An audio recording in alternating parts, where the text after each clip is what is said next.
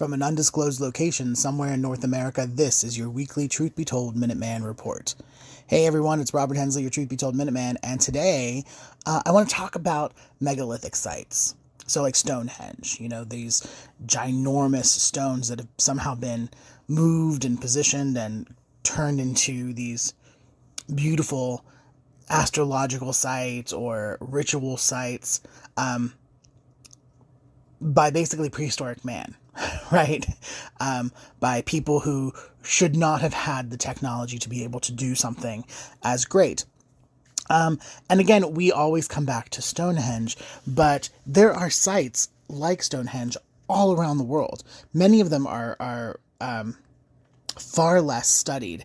And one of those is a site called Carahunge. Okay. It's in Armenia.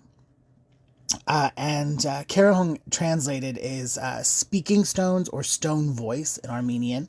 And this complex consists of an arrangement of stones, some of which are like 3 meters tall, right? So if we think about a meter is roughly a yard, that's,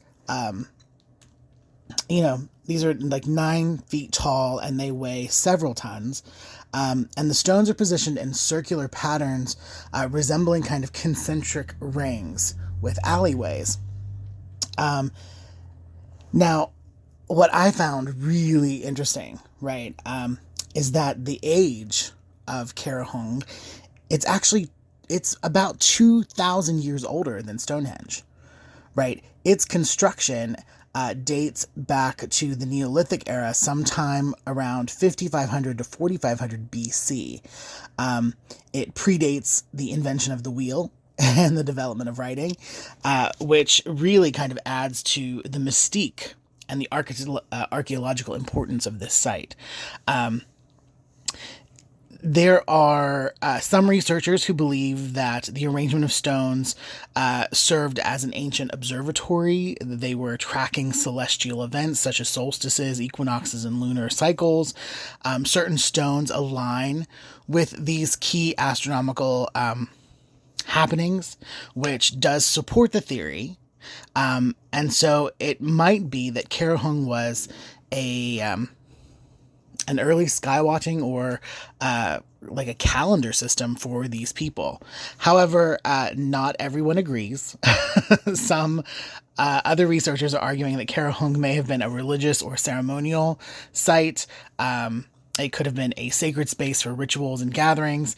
And while the exact function of the site remains a subject of debate, it's very likely that Carahunge actually served a multitude of functions over the time of its use. So again, now while some researchers are very aware of Carahunge, the public is not. And to date, this site remains relatively unstudied compared to other ancient sites around the world. And they're hoping that in the future there will be opportunities to research and explore, to maybe shed more light on this beautiful ancient site.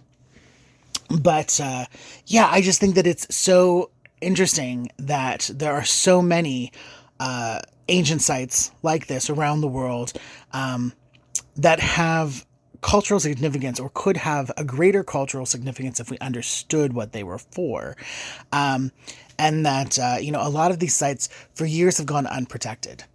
And that's really the sad part, that so many of these sites have been defaced, have been destroyed, with motorways going right through them or very close to them, or people trying to dig tunnels under them, or, just graffiti and kind of the public not being willing to accept that this is a sacred space that should be saved and preserved. So have a look around your neck of the woods. Are there sites like this that could be preserved and protected in your area? Are there sacred sites close to you, and what were they used for? Thanks so much for joining me today for Minuteman Report. As always, there are 3 opportunities each week for new content from Truth Be Told family on the Club Paranormal YouTube channel. There's Minuteman Report every Monday at 3 p.m. Pacific, 6 Eastern. Bonnie Burkert on Wednesdays with Truth Be Told Transformation, same time. And of course, Tony Sweet with the original Truth Be Told on Fridays, 3 p.m. Pacific, 6 Eastern. And you can, again, watch and listen via the YouTube channel at the Club Paranormal, or you can find us on all major podcasting platforms.